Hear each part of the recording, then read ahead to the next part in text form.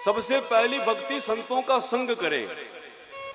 तो पहली भक्ति यदि आपने कर ली तो दूसरी भक्ति आपके जीवन में स्वतः आ जाएगी, क्योंकि संतों का संग करेंगे तो क्या मिलेगा, वहां पर कथा ही सुनने को मिलेगी। दूसरी रति मम कथा प्रसंगा।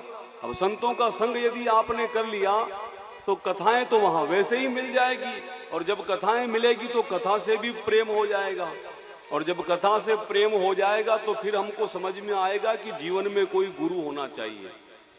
गुरुपद पंकज सेवा तीसरी भक्ति अमान, और चौथी भक्ति मम गुण गना करिए कपट तजी गान। और जब जीवन में गुरु आ जाएंगे तो वो आपको निष्कपट भक्ति करना, भजन करना तो सिखाएंगे, यही उनका काम है।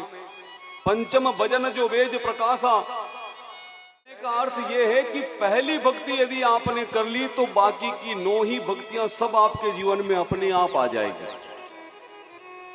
आपको केवल करना क्या है कि यहां संत आए हुए हैं उनका संग करना बस, और कथा यहां आपके सामने कृपा से अवसर मिला है, गा ही रहे हैं। तो पहली और दूसरी भक्ति तो यहां आई गई, और बाकी के मेरे जाने के बाद आ जाएगी।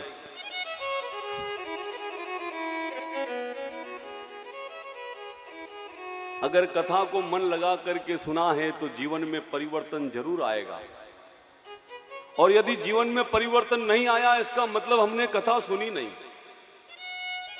क्योंकि कथा में आकर के यदि जीवन नहीं बदला तो फिर हमने क्या किया।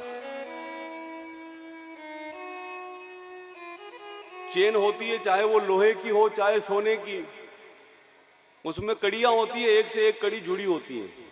अब आप किसी एक कड़ी को मजबूती से पकड़ के खींचो तो बाकी सब कड़ियां तो अपने आप चली आएगी।